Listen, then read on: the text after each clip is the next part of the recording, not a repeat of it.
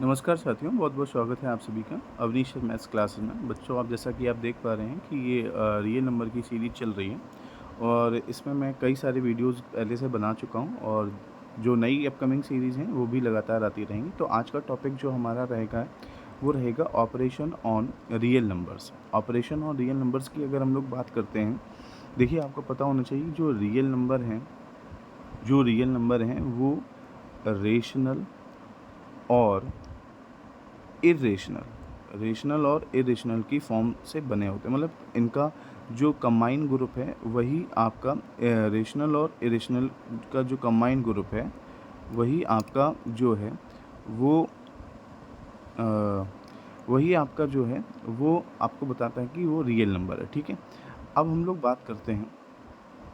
बात करेंगे जैसे क्या बात करेंगे कि जैसे होता क्या है कि प्रॉपर्टीज़ ऑफ रेशनल नंबर्स की जब हम लोग बात करते हैं तो प्रॉपर्टीज़ ऑफ रेशनल नंबर में आपको देखना पड़ता है प्रॉपर्टीज़ ऑफ रेशनल नंबर में आपको देखना पड़ता है कि like rational number, irrational number also satisfy the commutative property, associative property and distributive property.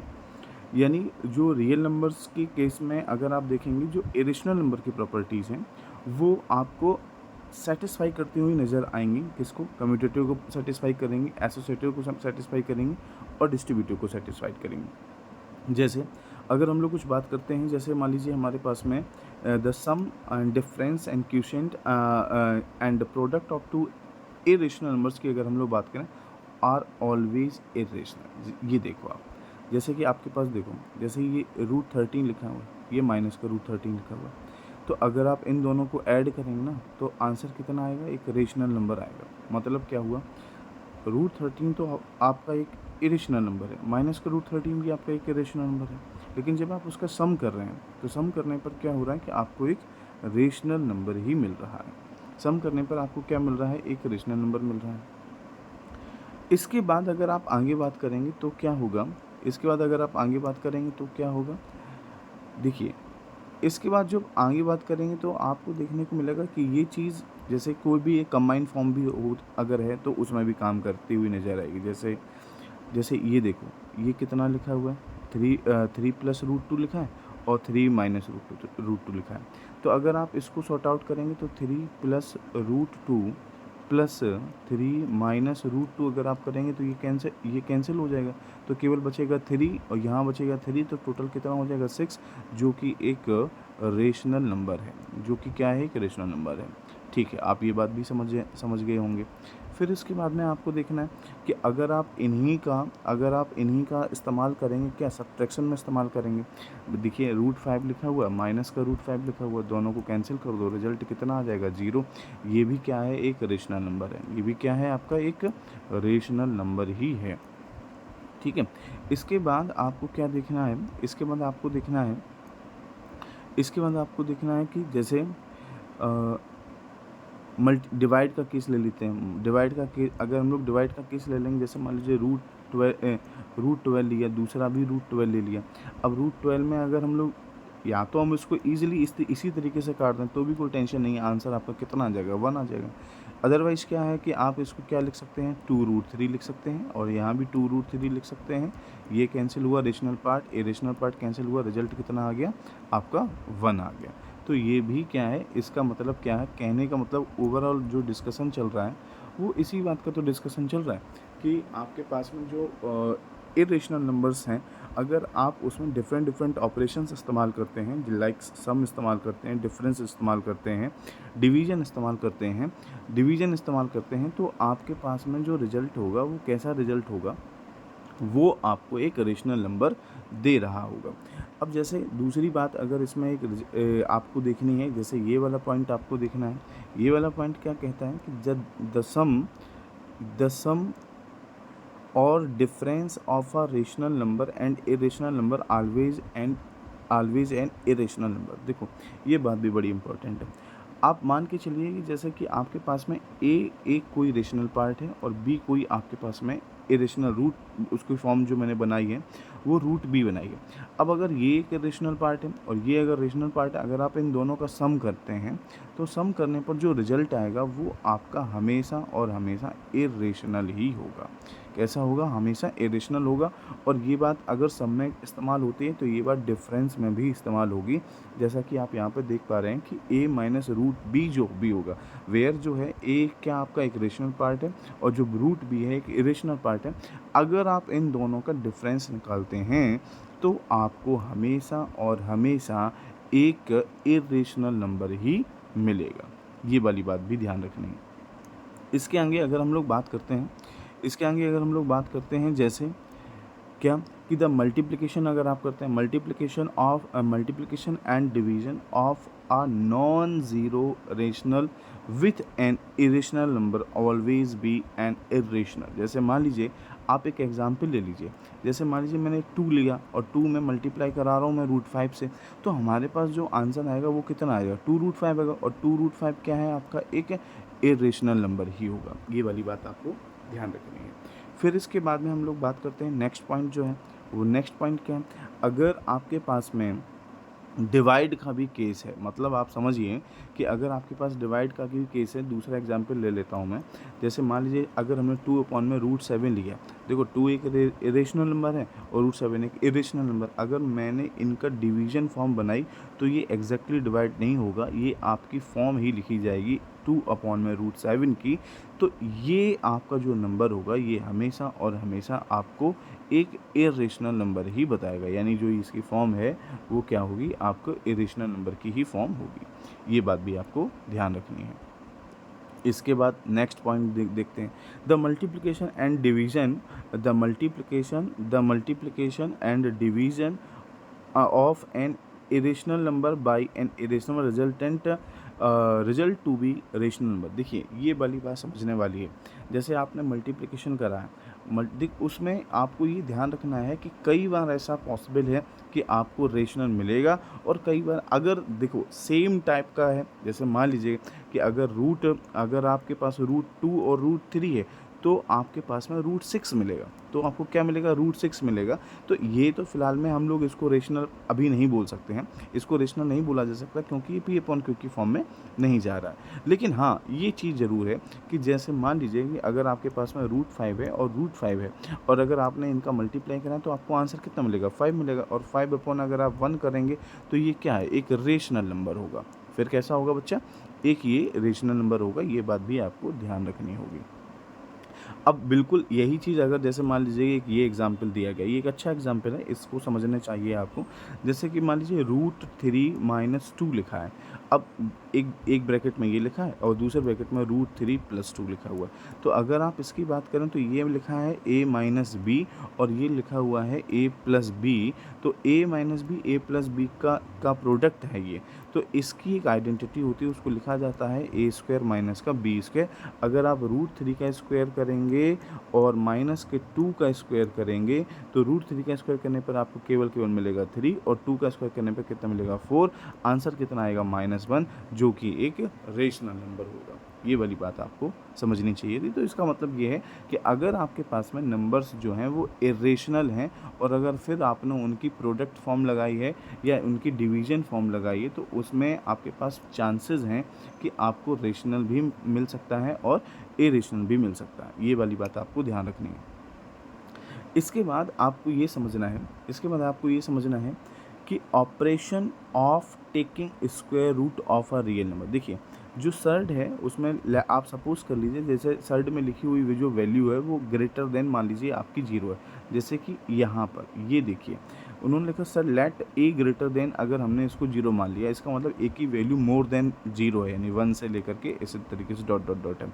और इसकी सर्ड में जो लिखा हुआ है वो लिखा है मान लीजिए n लिखा हुआ है, तो यानी n सर्ड में जो a लिखा हुआ है वो अगर b के बराबर है तो इसकी सर्ड की जो पावर जब आप इसको ट्रांसफ़र करेंगे तो ये लिखा जाएगा b⁴n = a और तुम्हारे पास में क्या होगा? b कितना होना चाहिए? 0 होना चाहिए।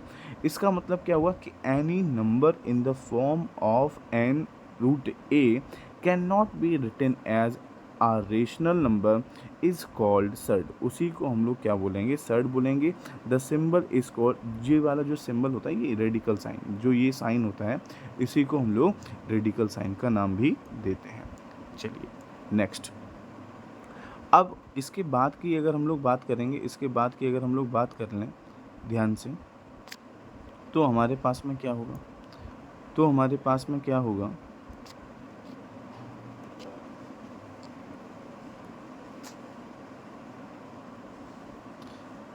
इसके बाद की अगर हम लोग बात करें तो इसके बाद हमारे पास क्या होगा,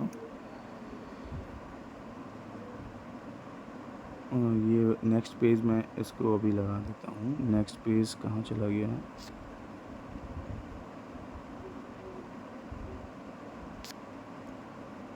हाँ ये देखो नेक्स्ट पेज, अगर हम आपको ये देखो नेक्स्ट पेज अगर आप देखेंगे तो ये देखिए, अब उन्होंने कहा कि आपको यहाँ पे समझना है, यहाँ पर आपको समझना है कि एन इज़, जो अभी पिछला केस चल रहा था, जो पिछला केस चल रहा था, क्या पिछला केस क्या चल रहा था, पिछला केस में आपको मैं बता रहा था कि आपके पास में क्या होगा, जैसे एन लिखा हुआ है और यहाँ पर एन लिखा हुआ है, एक मिनट, ये तो पिछला केस हो गया। यहाँ देखो जैसे ये लिखा हुआ था एन, इस तरीके से ए लिखा हुआ था, तो इसमें ये जो एन की बात कर रहा है, एन क्या है, n is known order of surd, इसको हम लोग पढ़ते हैं ऑर्डर ऑफ सर्ड। जो एन है, जो रेडिकल साइन के साथ में जो लिखा होता है, इसको हम लोग पढ़ते हैं ऑर्डर ऑफ सर्ड। और ए जो है वो उसको हम लोग ये रेडिकल साइन है, और रेडिकल साइन के अंदर जो लिखी हुई वैल्यू होती है उसको हम लोग बोलते हैं रेडिकेंड, RADICAND, उसको क्या बोलते हैं, रेडिकेंड बोलते हैं। Every surd is an irrational number, but every irrational number is not a surd, मतलब हर एक सर्ड जो है वो तो आपकी एक इरेशनल नंबर होगी, लेकिन हर एक इरेशनल नंबर आपका जो होगा वो एक सर्ड नहीं होगी, ये वाली बात ध्यान रखना। अब इसके बाद में कुछ आइडेंटिटीज़ हैं, जैसे कि आप उन आइडेंटिटीज़ को अगर आप समझने की कोशिश करें तो मैं आपको बता सकता हूँ कि वो कैसे आपको समझनी है। जैसे आप समझो, जैसे ये आपके पास में पहली जो आइडेंटिटी लिखी हुई है उसमें लिखा हुआ है कि रूट लिखा हुआ है a into b, root a b लिखा हुआ है। रूट अगर आपके पास में ए बी लिखा हुआ है तो इसका मतलब ये रूट जो है दोनों पर है, इसका मतलब वो रूट ए भी है और वो रूट बी भी है। ये एक्सपोनेंट में भी प्रॉपर्टीज़ आपको देखने को मिलती हैं। इसी तरीके से जो आपकी डिवाइड की प्रॉपर्टी होती है, डिवाइड की प्रॉपर्टी क्या, जैसे रूट ए अपॉन में बी लिखा हुआ तो इसका मतलब वो क्या है, वो रूट ए है और उसके अपॉन में रूट बी भी है। ये वाला अभी केस आपको पता होना चाहिए, ठीक है। अब जैसे नेक्स्ट प्रॉपर्टी जैसे ये लिखा हुआ, मैंने अब आपको ये वाली बात बता के रखी थी, अभी भी मैंने बताया था कि जैसे ये root a plus root b लिखा हुआ है ना, और दूसरे ब्रैकेट में root a minus root b लिखा हुआ है, तो इसका मतलब क्या हो गया कि ये आइडेंटिटी बन रही है ए प्लस बी की, और ये बन रही है आइडेंटिटी ए माइनस बी की। तो ये कितना हो जाएगा, रूट ए का स्क्वायर करेंगे तो केवल ए आएगा, और रूट बी का स्क्वायर करेंगे तो केवल बी आएगा। आइडेंटिटी को फॉलो कर रहा है a square minus B square की, ठीक है। अब इसके बाद में हम लोग बात करते हैं, जो दूसरी आइडेंटिटी आप देख पा रहे हैं, जो दूसरी आइडेंटिटी है उसमें क्या लिखा हुआ है, ए प्लस रूट बी लिखा हुआ, और फिर ए माइनस रूट बी लिखा हुआ, जो सेम उसी को फॉलो कर रहा है। बस इसमें इतना अच्छा है कि यहाँ पर ए वाला पोर्शन जो है वो आपका विदाउट रेडिकल साइन के है, तो ये ईजिली ए का स्क्वायर हो जाएगा, और जब आप रूट बी का स्क्वायर करेंगे तो आपको यहाँ ए स्क्वायर मिलेगा, और यहाँ पर रूट बी का स्क्वायर करने पर केवल आपको बी मिलेगा। तो ये वाली बात ध्यान रखें, ये भी आपके ऐसे क्वेश्चंस देखने को मिलते हैं। अच्छा, फिर इसके बाद में जो नेक्स्ट पॉइंट है वो भी आपको समझना है, उसकी आइडेंटिटी क्या कह रही है। देखो उसमें उसकी आइडेंटिटी में ये नॉर्मली लिखा हुआ है root a plus root B का होल स्क्वायर। तो ये ए प्लस बी के होल स्क्वायर की आइडेंटिटी है, तो वो ईजिली कैसे बनेगी, ए स्क्वायर यानी रूट ए का स्क्वायर हो जाएगा, बी स्क्वायर यानी रूट बी का स्क्वायर हो जाएगा, और प्लस का रूट 2 इंटू ए इंटू बी। तो यानी आप जब इसको ओपन करेंगे तो केवल केवल ए मिलेगा, इसको ओपन करेंगे तो केवल केवल बी मिलेगा, और जब यहाँ इसको लिखेंगे तो ये पूरा हो जाएगा 2 रूट ए बी। ये वाली बात आपको ध्यान रखनी। इसी तरीके से जैसे आपने ये पॉजिटिव साइन के साथ में देखा, इसी तरीके से ये रेड नेगेटिव साइन की आइडेंटिटी लिखी हुई है, root a minus root B का होल स्क्वायर, जो कि कैसे दिखेगी, ए माइनस ए मतलब ए रूट ए का स्क्वायर होना चाहिए, रूट जैसे बस केवल फ़र्क यहाँ आएगा, इस जगह पे फ़र्क आएगा, यहाँ तुम्हारा जो पॉजिटिव साइन है वो कैसा हो जाएगा, नेगेटिव साइन हो जाएगा, बस यानी आपके सामने बनेगा ए माइनस बी और ए माइनस बी, ए प्लस बी, और केवल केवल इस जगह पे ये, सॉरी मैंने यहाँ पे थोड़ा सा गड़बड़ कर दिया, इसको थोड़ा मैं सही कर देता हूँ, ठीक है, इसको मैं सही कर, ये यहाँ नहीं होगा, ठीक है, ये यहाँ नहीं होगा, वो जो साइन आएगा नेगेटिव, आइडेंटिटी में कहाँ साइन आता है, केवल केवल 2ab वाला पोर्सन ही तो बदलता है, a square plus b square plus 2ab, a square plus b square minus 2ab। तो आपके पास में जो यहाँ इस जगह ये वाली जगह आएगी, ये हो जाएगी माइनस का 2 रूट ए बी हो जाएगा, कितना हो जाएगा, माइनस का 2 रूट ए बी हो जाएगा। अब इसके बाद जो केस हैं वो रेशनलाइजेशन के केस हैं। रेशनलाइजेशन के केसेस को आपको कैसे समझ के रखना है वो वाली बात मैं आपको बता दे रहा हूँ। देखो, rationalise the process of reducing a given surd to a rational form after multiplying it by a suitable surd is known as the rationalisation. मतलब रेशनलाइजेशन की अगर हम लोग क्लियरिटी से बात करें तो वो बात केवल इतनी है कि ये एक प्रोसेस होती है जिसमें आप रिड्यूस कर रहे होते हैं गिवन सर्ड को किसी एक रेशनल नंबर की फॉर्म बनाने के लिए, और उसमें मल्टीप्लाई कराना पड़ता है आपको सुटेबल सर्ड का। जैसे आप एक समझो, मैं इसका एग्जांपल आपको समझाने की कोशिश कर रहा हूँ। जैसे आपके पास में ये टारगेट है, जैसे to rationalise the denominator of 1 upon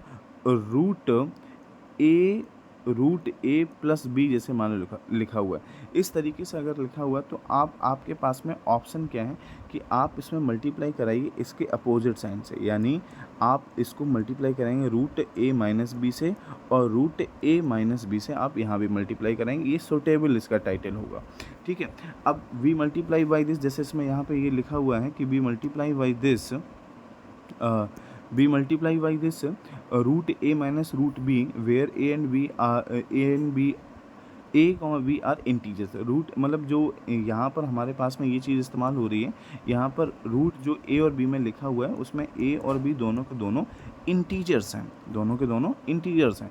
two rationalise the denominator 1 upon, जैसे मान लीजिए अब जैसे 1 अपॉन रूट ए माइनस का रूट बी लिखा हुआ है, तो जब आप इसको रेशनलाइज करेंगे तो प्लस वाले साइन से मल्टीप्लाई करेंगे, root a plus root B upon में root a plus root B. होता क्या है, आप इसको ऐसे भी समझ सकते हैं कि आप इसका कॉन्जुगेट ले लीजिए। अगर आपको इसी बात को समझना है तो आप इसको इस तरीके से समझ सकते हैं कि आप इसका क्या ले लीजिए, कॉन्जुगेट ले लीजिए। जब इसका कॉन्जुगेट ले लेंगे तो ये जैसे आपके पास में ये कितना था, ये था आपके पास में 1 upon root a minus root B था, तो जब आप इसका कॉन्जुगेट ले लेंगे तो ये root a plus root B से मल्टीप्लाई कराना पड़ेगा, न्यूमरेटर में भी और डिनोमिनेटर में भी मल्टीप्लाई कराना पड़ेगा, ये यहाँ पे ऐसे करके, ठीक है। तो अब क्या होगा कि root a plus root B numerator में बचेगा और डिनोमिनेटर में बचेगा केवल केवल ए माइनस बी। क्या बचेगा, डिनोमिनेटर में केवल केवल बचेगा ए माइनस बी बचेगा, ठीक है। ये वाली बात समझ में आ गई होगी। चलो अब आगे बढ़ते हैं, आगे बढ़ते हैं।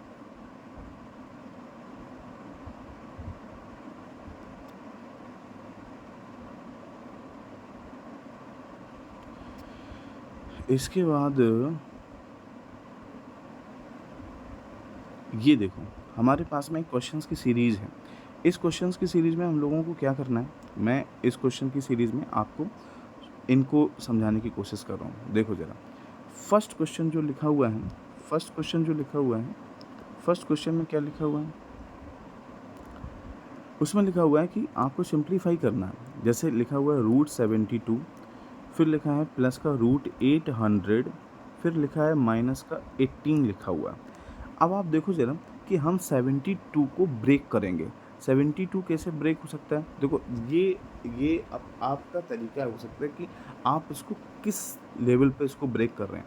जैसे मान लीजिए कि अभी के अकॉर्डिंग मेरे को दिख रहा है कि मैं 76 को ब्रेक कर दूँगा 6 इंटू 6, क्योंकि ये 36 हो गया और इससे मल्टीप्लाई करा देंगे 2 से, तो 36 2 जा कितना होता है 72 होता है, यानी 36 दूनी 72।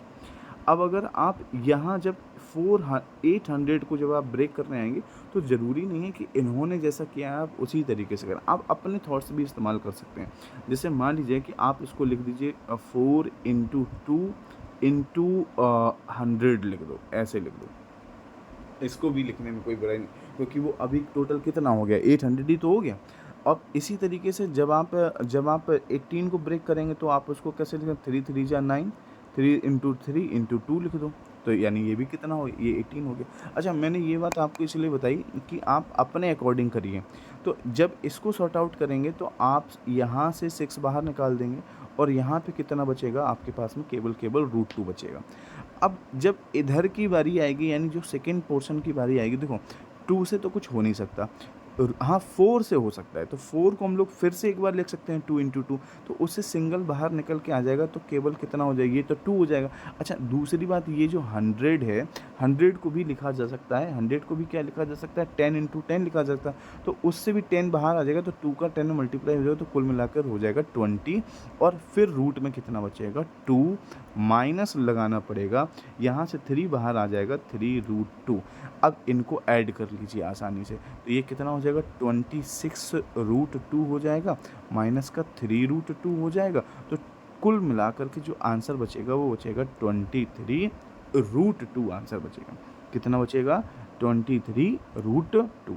देखो यार, समझने की कोशिश करोगे ना तो पूरी सीरियल वाइज में पढ़ा रहा हूँ आपको, एक एक चीज़ आपको बहुत अच्छे से क्लियर होगी, आपको कोई टेंशन नहीं लेनी, बस क्लासेस को नॉर्मली पढ़ते जाओ, समझते जाओ, एक बात की भी दिक्कत नहीं होगी, इस बात का भरोसा मानो हमारा, 1% दिक्कत नहीं होगी, हर चीज़ आपको बाकायदा अच्छे से समझ आएगी, कोई टेंशन की बात नहीं है। अब जो नेक्स्ट क्वेश्चन देखो, सेकेंड क्वेश्चन देखो जरा, सेकेंड क्वेश्चन की अगर हम लोग बात करते हैं, सेकेंड क्वेश्चन क्या कह रहा है, सेकेंड क्वेश्चन कह रहा है कि आपके पास में √20 है और उसमें आपको मल्टीप्लाई कराना है √45 से। तो देखो दोनों पर ही रूट लगा हुआ है, आप चाहो तो एक एक करके भी ब्रेक कर सकते हो, केवल √20 को अलग कर लो, √45 को अलग करो, या फिर तुम्हारे पास एक बहुत सीधा सा रास्ता है कि आप क्या करो, जब रूट दोनों पर ही लगाए तो 45 का और 20 का मल्टीप्लाई करो, तो 45 2 जा होता है 90, एक जीरो बढ़ा दो, कितना हो जाएगा 900 हो जाएगा, 900 को फिर से ब्रेक कर दो, कितना कर दो 30 इंटू 30, आंसर कितना आ जाएगा बेटा 30 आंसर आ जाएगा, क्योंकि रूट के अंदर डबल टाइम्स लिखी हुई है 30, तो आप उसको सिंगल बाहर निकाल सकते हैं, तो आपका आंसर कितना आ जाएगा बच्चा, आपका आंसर आ जाएगा 30। क्लियर, समझ आ गया होगा। इसके बाद आ जाते हैं नेक्स्ट क्वेश्चन जो है उस पर चलते हैं। नेक्स्ट क्वेश्चन जो हमारा रहेगा, थर्ड वाला क्वेश्चन जो है उसको देखते हैं। देखो अभी मैंने तुमको आइडेंटिटी बताई थी, जैसे यहाँ पे 13 लिखा है, यहाँ पे कितना लिखा है 5 लिखा हुआ है। अब आप दूसरा ब्रैकेट देखिए, उसमें लिखा है 13 लिखा हुआ, माइनस का कितना लिखा हुआ √5 लिखा है, तो ये कितना है, ये है a प्लस बी के जैसा और ये है a माइनस बी के जैसा, तो आइडेंटिटी लग जाएगी a स्क्वायर मतलब 13 का स्क्वायर हो जाएगा, और आइडेंटिटी लग जाएगी b स्क्वायर मतलब 5 का स्क्वायर हो जाएगा। 13 का स्क्वायर करेंगे तो हमको केवल कितना मिलेगा 13, और √5 का स्क्वायर करेंगे तो केवल कितना मिलेगा हमको 5। आंसर कितना आ जाएगा बच्चा 8 आंसर आ जाएगा। कितना आंसर आ जाएगा बेटा 8 आंसर आ जाएगा। ठीक है, समझ गए होंगे। अब आओ आगे नेक्स्ट बात करते हैं। नेक्स्ट क्वेश्चन, सभी लोगों से यार रिक्वेस्ट है कि जितना ज़्यादा से ज़्यादा हो, आप देखो मैं प्रॉपर क्लास लेने की कोशिश कर रहा हूँ, डेली बेसिस पे क्लास ले रहा हूँ। अब आपको इतना सपोर्ट करना है कि यार चैनल भी दिखना चाहिए, वॉचिंग में जाना चाहिए, मतलब उसकी रेटिंग भी आनी चाहिए कि हाँ भैया 2 4 6 10 लोग रोज़ उसको सब्सक्राइब करें, लाइक करें, वीडियोस को लाइक करें, शेयर भी करें, तो उससे क्या होगा ना, थोड़ा मोटिवेशन मिलता है। बाकी मैं तो मेहनत कर रहा हूँ अपने तरफ से, मैं पूरे एफर्ट्स डाल रहा हूँ, बाकी तो आप लोगों के सहयोग से हो जाएगा। ये देखो नेक्स्ट क्वेश्चन जो है 125 लिखा हुआ, यहाँ पे कितना लिखा हुआ 5 लिखा हुआ, बहुत आसान है। मैंने अभी भी जैसे बताया था, आप उसको इस तरीके से कर सकते। देखो ज़रा, मैं एक ही रूट लगा दे रहा हूँ, 5 5 से कितना हो गया 25 हो गया, 5 टू जा कितना, मतलब 5 टू जा 10 और 2 कितना हो, मतलब ये आपको याद, वैसे तो याद होना चाहिए। 125 5 जा आपका 625 होता है। अब आप इसको फिर से ब्रेक कर दो, इसको कितना लिख सकते हैं 25, इसको लिख सकते हैं 25 इंटू कितना लिख सकते हैं 25, आंसर कितना आ जाएगा 25। अब मैंने इनके जैसा नहीं किया है इसको पावर आवर बनाने के लिए, मैं और इसको आसान कर दिया। 125 को हमने मल्टीप्लाई करा दिया, 125 का किस में मल्टीप्लाई करा है 5 में, 625 है। ओवरऑल रिजल्ट कितना आ गया 25 इंटू 25, सिंगल बाहर निकल के आएंगे। ठीक है, तो आज की क्लास में मैंने आपको समझाने की कोशिश करी है, प्रॉपर्टीज़ ऑफ रेशनल नंबर्स समझाया है, रेशनलाइजेशन के बारे में बताएं और उससे रिलेटेड कुछ क्वेश्चंस भी कराए हैं। ठीक है, तो आज की क्लास में हम लोग इतना ही रखेंगे, इसके आगे फिर नेक्स्ट क्लास में बात करेंगे। ज़्यादा से ज़्यादा आप इसको शेयर करें, लाइक करें और सब्सक्राइब करें चैनल को। थैंक यू, धन्यवाद दोस्तों।